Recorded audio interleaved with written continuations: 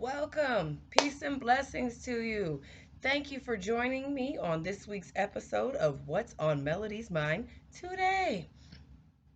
I so appreciate all you faithful subscribers. I know this is a new show, it's new for me, but I definitely appreciate the few subscribers that I do have. I thank God for you. You make my life so wonderful. Okay, let's jump right into it. Book of the week. I have other stuff showing up in my hand. Hush and Do by J.T. Hairston. Hairston. It's hard for me to pronounce that T in his last name.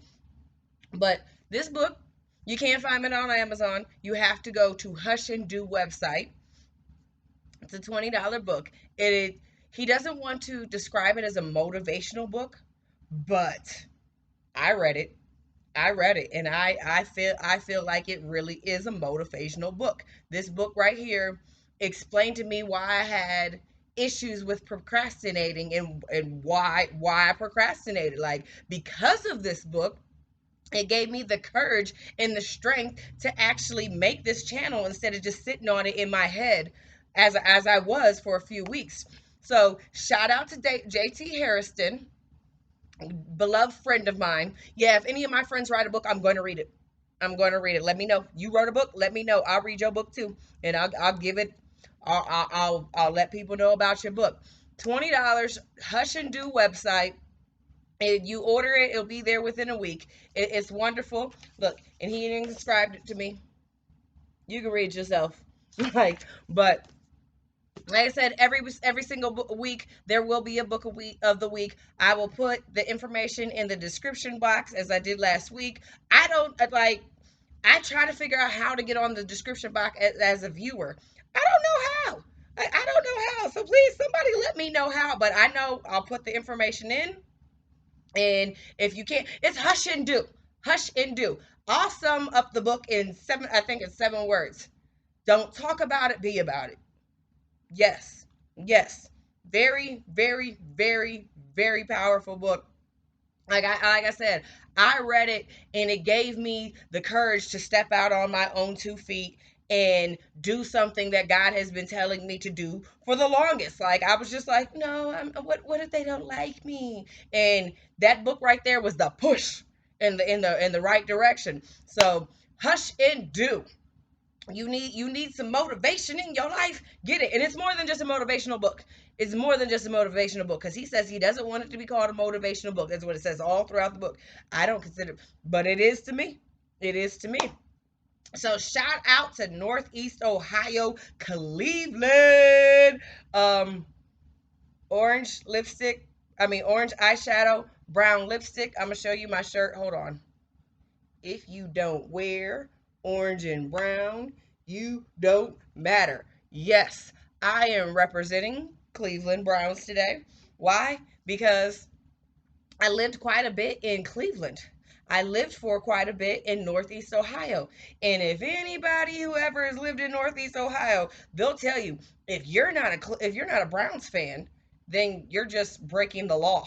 That's how they treat you. So because a lot of my people who watch the video so far, my channel so far, are from Cleveland and Cleveland, Northeast Ohio area, I was just like, I gotta give a shout out to where my love is coming from. So I'm giving it back to you. Thank you. Thank you. I love you. So let's recap last week's episode. I got I made it to Ohio. I end up living with a guy. Now, I watch my video and I know it seems a little confusing because I'm always like, well, this guy, that guy, this guy, that guy. And I'm not naming people. So it makes it hard to keep up as a viewer. So I decided I'm going to just give first names, no middle and no last names, but I'm going to give characters first names so it makes it easier to follow the storyline.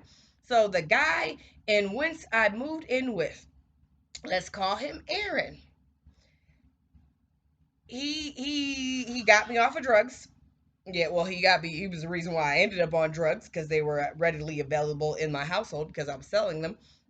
But eventually he got me off of cocaine and everything. He got me off of drugs. He told me if I didn't lose weight, yeah, because I gained a lot of weight after I got off of cocaine. He told me if I didn't get back down to my cocaine weight, he was going to cheat on me. And that's when I decided, you got to beat me to the punch, honey. So I started cheating on him with, we'll call the guy's name Michael. And so last week's episode, the phone cut me off. So I decided to make it into my budget because I'm trying to make this professional as possible to go out and buy a laptop. So hopefully we do not have any of those problems anymore. It's not like because I didn't download stuff on my laptop. I've only used it to do my Instagram and what is that, Facebook live broadcast on 7 a.m. at 7 a.m. Eastern Standard Time. I read the Bible. I know. I read morning devotion 7 days a week on online. So if you need the Bible read to you, log on to my Instagram, God's Nature Child, 7 a.m. like clockwork. I literally set my alarm so I could come to you every single morning, 7 a.m., and read the Word of God to you. It takes about 30 minutes. Sometimes I go a little long because I end up preaching at the end. Because when the Holy Ghost moves me, He moves me. But it's usually about 30 minutes. So if you want the Bible read to you every morning, go ahead. I got you. I got you. But anyways, so I bought me a new laptop so we don't have to worry about me getting cut off. Praise God! Yay! All right. So where were we? Aaron, Aaron and I were having issues because I don't know, he was just a big jerk. Not big. I can't call him big. He was very muscular. So he was just a jerk. He was just a jerk when it came to my feelings. And so I took it the same way. Do unto others as you wish them to do unto you. And I used to do it. I used to say, I'm going to do unto others as they do unto me. So he was being a jerk to me. I decided to be a jerk to him. I carry on an affair with Michael for several months. And I really would joke about it to Aaron. Yeah, I know, right? We'd be talking, and I would tell him because see what had happened was I really went there. I really asked him if we break up, then how do we figure out who gets the apartment? He said if you break up with me, you're not living here, and I was just like, how dare you? I have nowhere else to go. I literally had nowhere else to go. Well, I could have went to stay with my sister, but I didn't want to go back to staying with my sister. I moved in with Aaron in the first place, so I wouldn't have to stay with my sister. He had his daddy, he had his mother, he had his brother, he had his baby mama, he had other options, but he was just basically telling me if we broke up, I was going to be kicked to the curb. So I believe that is why I chose to go about everything the absolute wrong way.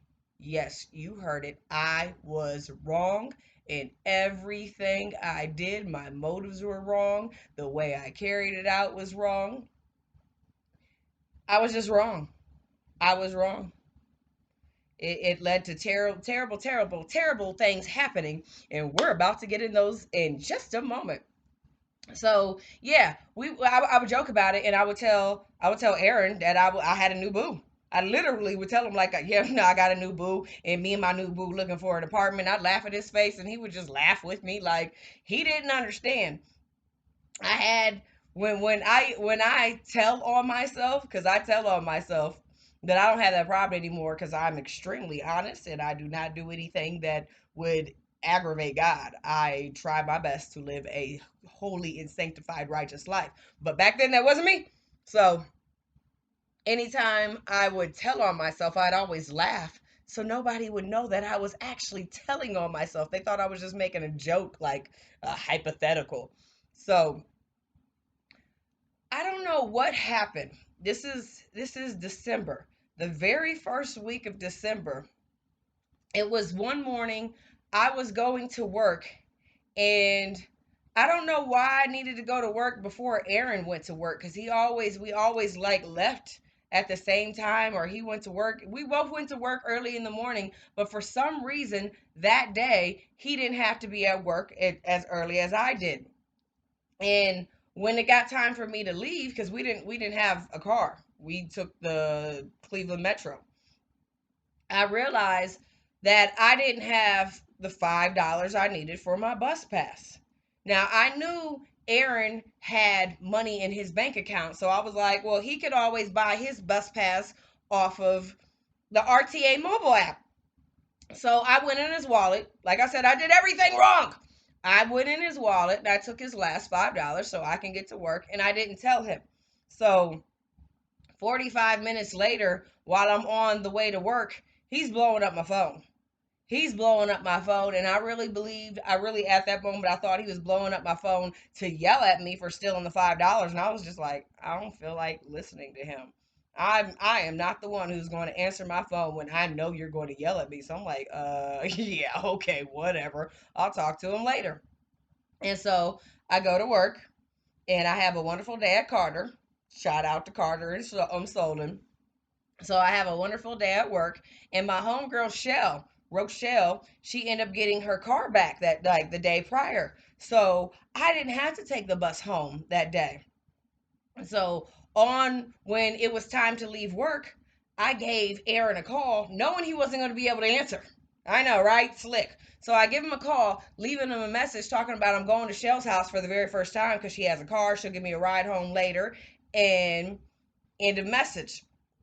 Of course, Michael came with us because, like I told you, Michael and Rochelle, they had been friends for a while. He expected her to give me his number.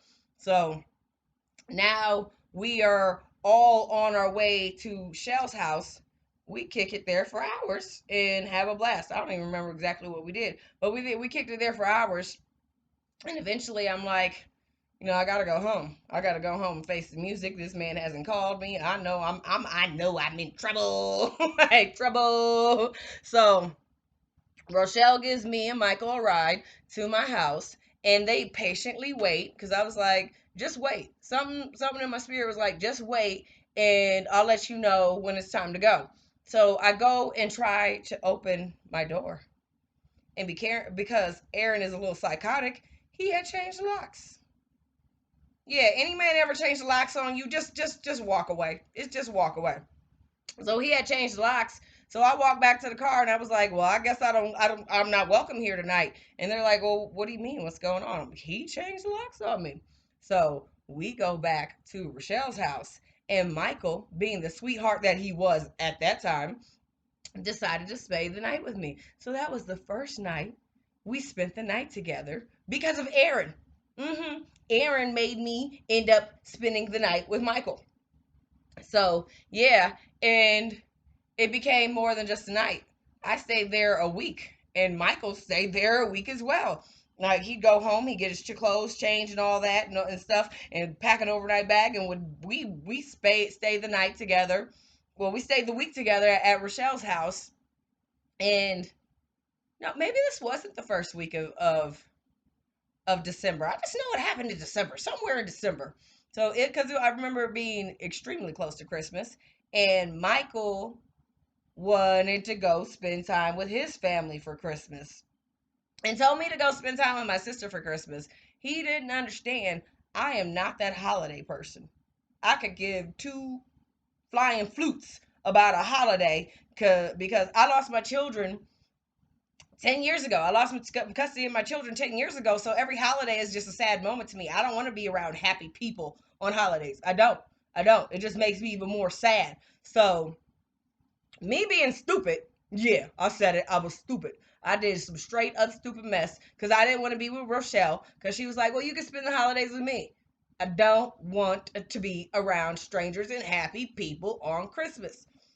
So, Michael goes home, and I take the RTA back home to my home. I tell Aaron I'm coming home, and Aaron's like, yes, we just need to talk about it. Don't you ever go to somebody's house and be alone with them if you know they're mad and they're like, I just want to talk about it. It's a setup. It's a straight setup. But I didn't care. I didn't care. I just didn't want to be alone. And I didn't want to be around happy people, and I knew Aaron wasn't happy, so let's be miserable together. So I bought an eighth of weed because apparently I was smoking weed again at that time, and I bought, what was it, the 18 pack of Coolers Light. And I remember, brace yourself, brace yourself. I remember sitting on the couch next to Aaron. Aaron's on my right. I'm no, Aaron's on my left and I'm on the right. I'm smoking a blunt. I'm like 3, 4 beers in. Don't ever ask people questions who are drinking. They really gonna tell you the truth. So I don't even remember what the question was. But he asked me something about my affair with Michael. And of course, I gave him the straight honest answer. And all of a sudden, yeah, hold on. Dramatic pause. All of a sudden, Aaron is on top of me. Boom, boom, boom, boom, boom, boom, boom, boom, boom, hitting me in my ribs. He did it about 5, 6 times, gets off of me, six backs down, and I look at him and I said, "Do you feel better now she got that out your system?" I know. I know. I deal with violence extremely bizarrely. So I know my nose is itching. I've learned to stop messing with my hair and now I got an itchy nose problem. We'll get things together eventually. So yeah, I asked him, "Do you feel better now that you got that out your system?" And he's just like, "What is up with this crazy chick? I just hit on her and she act like it was nothing." Now, if anybody watched my first episode, you would know that I went through 8 years of abusive relationships after one after another, after another, after another.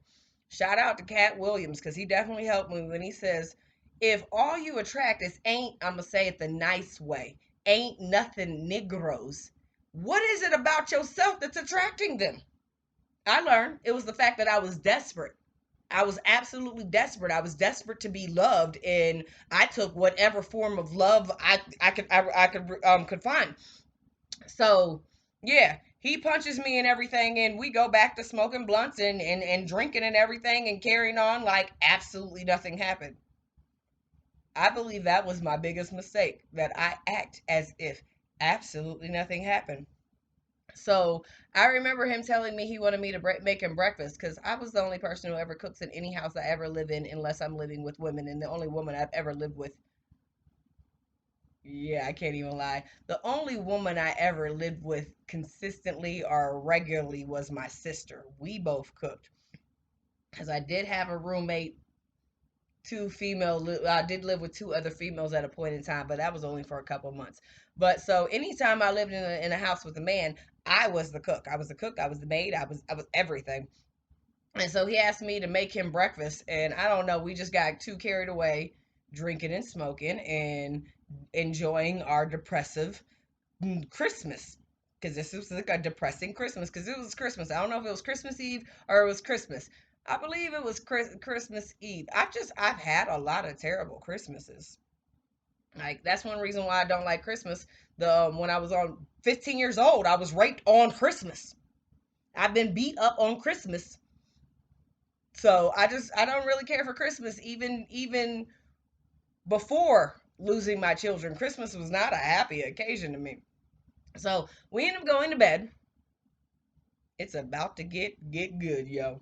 So we end up going to bed as usual. And I remember him waking up about 3 something in the morning and he went to the restroom. I don't know why I woke up when he woke up. I don't know, maybe God just wanted me to mentally prepare me for what was about to happen, but there was no real warning. So he went to the restroom, and then I'm laying in the bed, and all of a sudden, he is on top of me, literally straddling on top of me. Boom, boom, boom, boom. Body shots, shape to face, eyeball. Like he beats me repeatedly for I don't know how long, but it was long enough.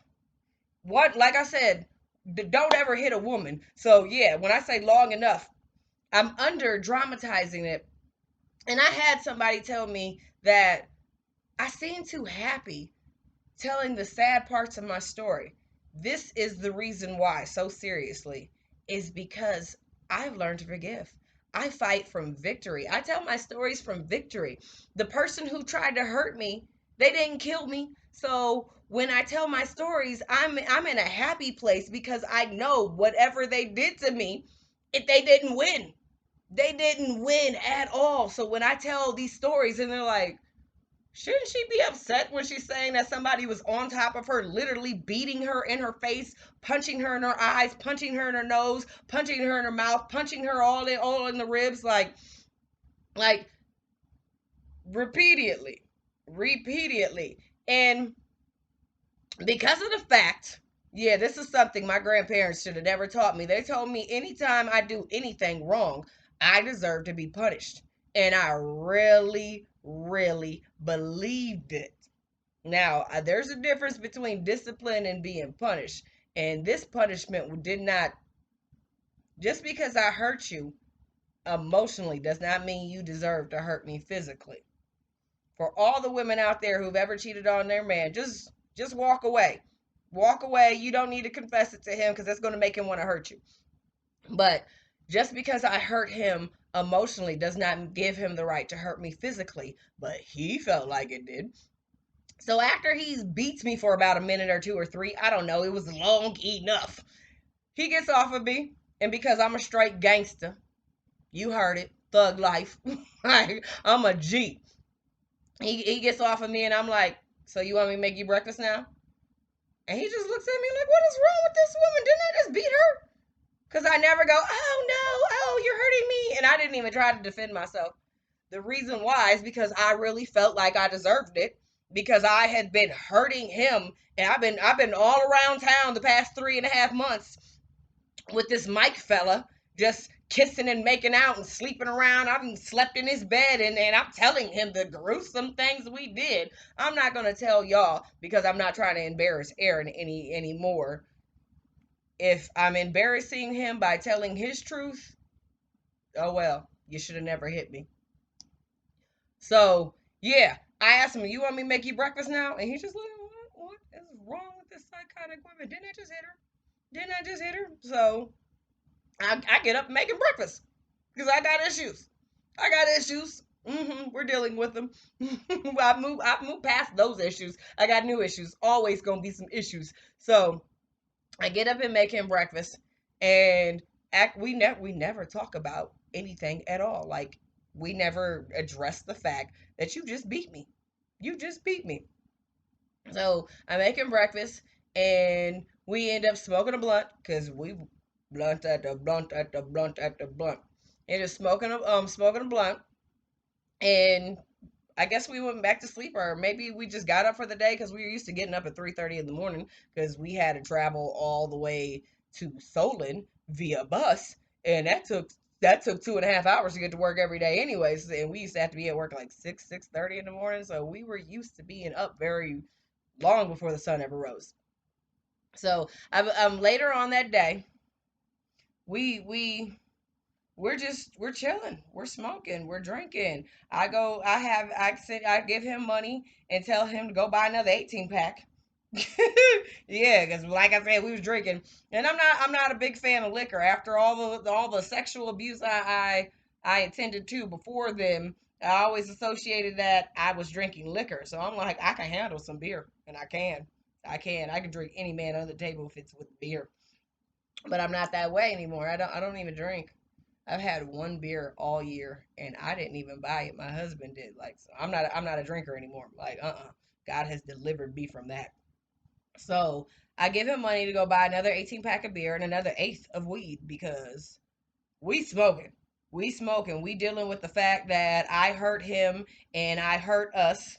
Because yeah, when you cheat, not only do you hurt the person you cheat on, you end up hurting yourself because I just ruined whatever chance we had together. So we're mourning our relationship together. I know, like some weirdos. That's how we were in life. He comes back with some more alcohol, with some more weed and everything, and we're smoking and we're drinking and we're smoking and we're drinking and we're smoking and we're drinking, and we go to bed again like nothing has happened. And you would think I would learn from the previous morning. He gets up in the middle of the night, goes to the restroom, comes back, and starts beating me again. Yes, he starts beating me again. Round after round after round after round after round. And then he eventually gets up and he's sitting there talking to me. And I never want to say ow. Never. Like a G. I'm a G. I never want to say ow. I never try to block nothing. Nothing. Because in my disturbed mind, I really believe that I deserved it because of what I did with Michael. So I remember him just talking to me and me laying in the bed and him getting upset, and he would just punch me every once in a while. And I would just, like it was nothing. Like it was nothing. So I remember that morning he ended up having to go to work. Yeah, so it's no longer Christmas. It's the day after Christmas, or the day after Christmas. And so he ends up going to work, and a few hours after he goes to work, I go downstairs because I hear my downstairs neighbors awake. And they say to me, "What the heck is going on in that house? It sounds like that man is just beating the crap out of you." And I tell them, "He is." And they're like, "What?" And I was like, "He is. Like, will you please call the police? He stole my phone from me. I have no way of calling the police. And will you please call the police next time you hear him in this household? Will you please call the police? He's beating me left and right." Like, and oddly enough, I think it was the alcohol. I really think it was the alcohol because you couldn't see a single bruise. You can just see redness on my face. Any and every time somebody's ever hit me before, I've had black eyes, I've had busted lips and everything. But this time, all you can see was just redness under my skin. So I really believed it's because the amount of alcohol that I drank that I don't know, it did something scientifically to make me not bruise. But you could see my face was a little swollen. It's not right now because this was years ago. But you can see that my face was swollen and you could see that I was going through some things. So my neighbors were like, "Well, I don't like calling the police." I don't care what you like. Like, you love me, just call the police. Save me. Save me. It's not about you. This man is going to beat me. He is going to beat me to death. And they're like, "Well, why don't you just leave and go where?" Go where? I can't stand when people are like, "Well, why didn't you leave?" I had nowhere to go. So if I leave Cleveland, now I'm homeless and jobless. All because this man wants to beat on me and he gets to keep his house and he gets to keep his job? Absolutely not. Mm-mm. This was the last time somebody was ever going to beat on me in life, and they were not going to win at all. At all. I could take a punch. That's the crazy thing. I knew I could take a punch. My ex husband, my very first husband, was the man the first person who ever put his hands on me, and he used to make jokes like, "You take a punch like a G," like, 'cause he punched me in my face, same as, and I look like, "Is that all you got?" Yeah. So Aaron comes home that night. Yeah, he comes home late that night and we're smoking and we're drinking and the beatings happen again. They happen again. He beats me again and everything. And eventually he ends up apologizing and telling me, like, he gives me my phone and tells me, like, "You just leave. Just leave. Nothing good is going to come out of you being here. Just leave." And I'm thinking to myself, "And go where?" I did not want to stay with my sister. In my mind, for some reason, staying with my sister, going back to Lorain County, was the last thing I wanted to do. And I definitely wasn't going back to Horde. So where am I supposed to go? Last time I tried to leave this man, I ended up getting roofied and raped. So I was just like, where am I supposed to go? So that morning, he goes to sleep. That morning, he beats on me some more. And Once he leaves to work, I run downstairs. I run downstairs because my neighbors, they were up till 4 or 5 o'clock in the morning because they drank and they smoked. That's how we were friends, because I used to drink and smoke with them. And I come downstairs and I'm like, why didn't y'all call the cops? And they were like, well, we were listening to you and it sounded like y'all were getting along. And I said, do you not understand? I'm doing whatever it takes to survive. Yeah, I gave this man some, and yeah, I gave him some of that too, because during those moments, that's when he wasn't beating me. So I'm being survival of the fittest. I'm doing whatever it takes to make it out of this situation. Just because we're ha ha kikiing doesn't mean this man ain't gonna beat me once the reality sets in his head again that I hurt him. So please call the cops. Just because you hear me laughing and trying my best to survive doesn't mean I am having a good time. I am just a very good actress. So they get it through their head. I don't know what happened. They had a new dog in their house that day, and they were like, the landlord said we can only have one dog. Can you take our dog to your house and babysit your dog? Yes, yes, I will babysit the dog. I needed a pit bull in my life. Maybe he'll protect me. So, like I said, Aaron gave me my phone. Why didn't you call the police? I did. I did. And them stupid people, I'm not going to curse. Them stupid people had the audacity to tell me because they didn't find him in the midst of beating me, there was nothing they could do about it. Yeah. So I have some issues with the police. Yeah, we can't go to his job. It's just hearsay. What? This man has been beating me off and on for 3 days. And you mean it's just hearsay? Okay. Okay. So he comes home. He comes home, and praise God, my neighbors finally listen. He comes home and we're arguing about the dog. Yeah, we're arguing about the dog. Because how dare you bring a dog in my house without my permission? Because it's not your house anymore and I don't need your permission. You just think it's your house. Like, no. You hear my current dog. I love me some pit bulls. They're protective. So we're arguing about the dog, and the police show up. Yes, yes. I thank my downstairs neighbors. I'm going to send them this video and be like, yo, watch this. Thank you. Thank you for saving my life. Because during that altercation, them 3 days period, when you hear somebody say that somebody beat the crap out of somebody, it is not just an expression. That man had literally beat me until I'm glad he got up off of me in time for me to make it to the restroom. Yeah, but he beat me until everything that was inside of me just came out. I had diarrhea. He literally beat the mess out of me. So, over a 3-day period of time, he had hit me over 300 times. He really, I don't know if I counted it because I'm psychotic, but he had literally hit me over 300 times. He was beating me repeatedly. Why didn't I run? I didn't have anywhere to go, and anybody don't, you can't judge me. You weren't there. You weren't there. So he gets arrested. He gets arrested. And like I said, the alcohol did something to my face where I didn't have any bruises.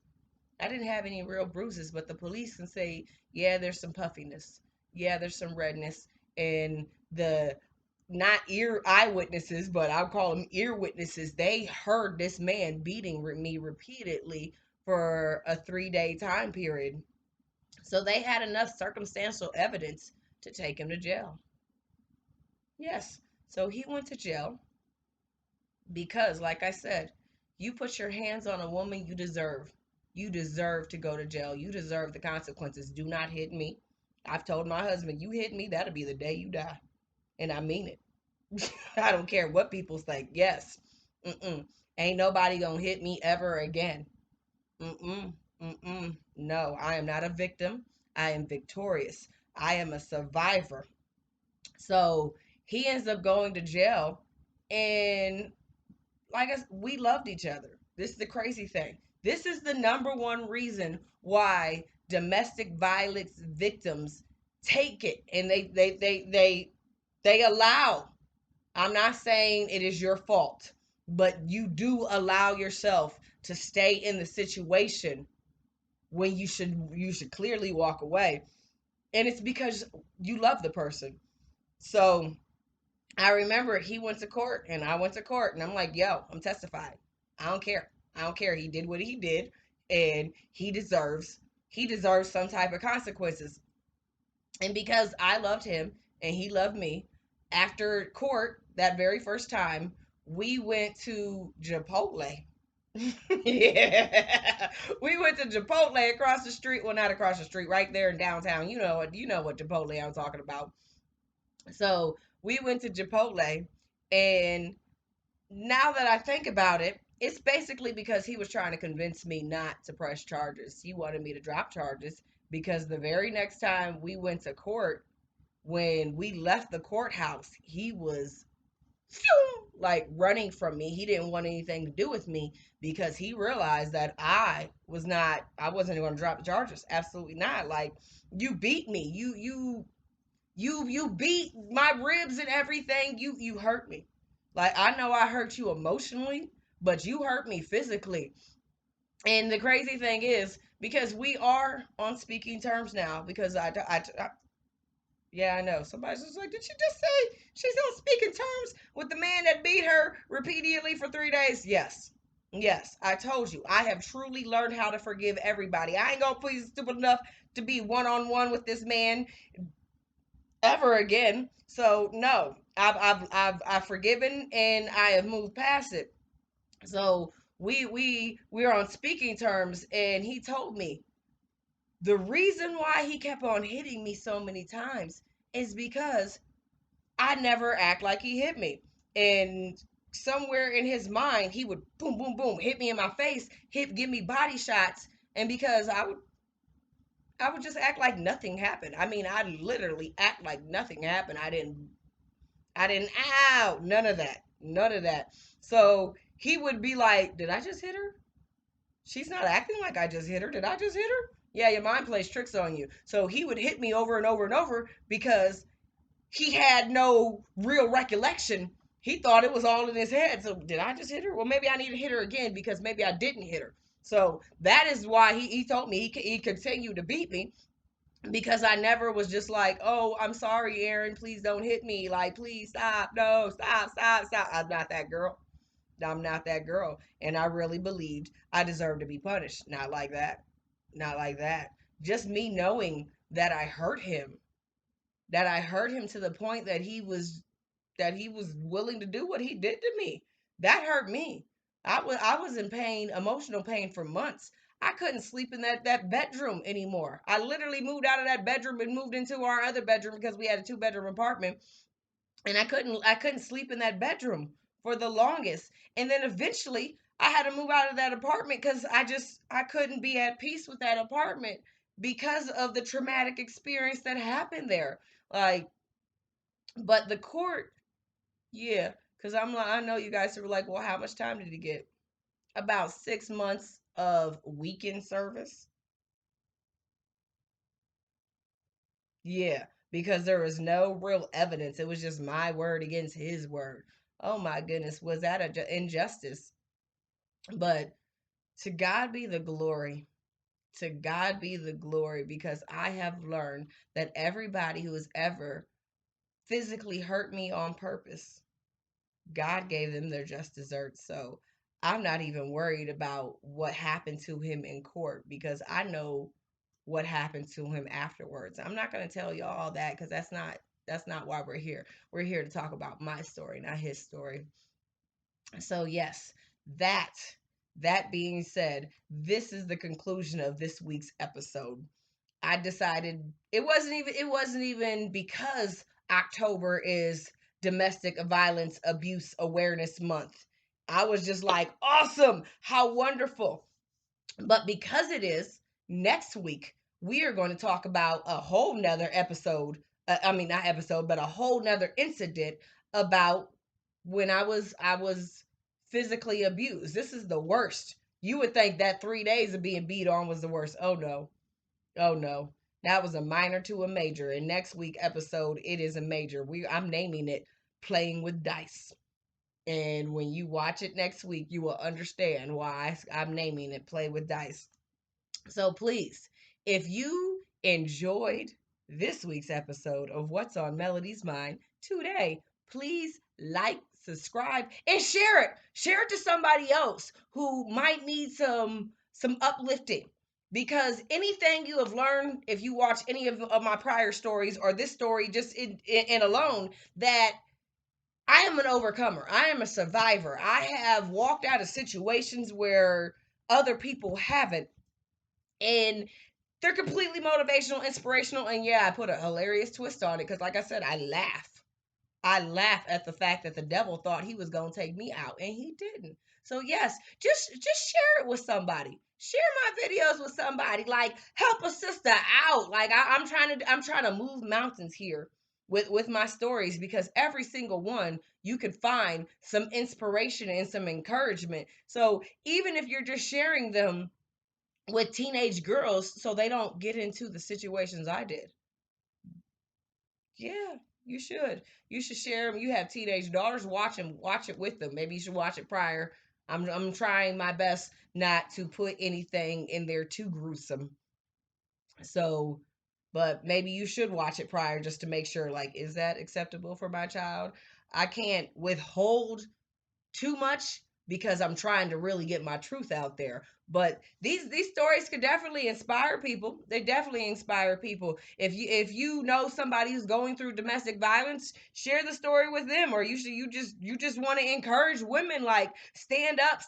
We don't have to be a victim. We can get ourselves out the situation. Like I said, I would when I made it in my mind, I was never going to let anybody ever hit me again. And it's been 5 years. It's been 5 years and nobody has ever hit me again. I went through a whole 8 year period of almost every single man but one put his hands on me. And we broke that cycle with that psycho, right? We broke that cycle with that psycho.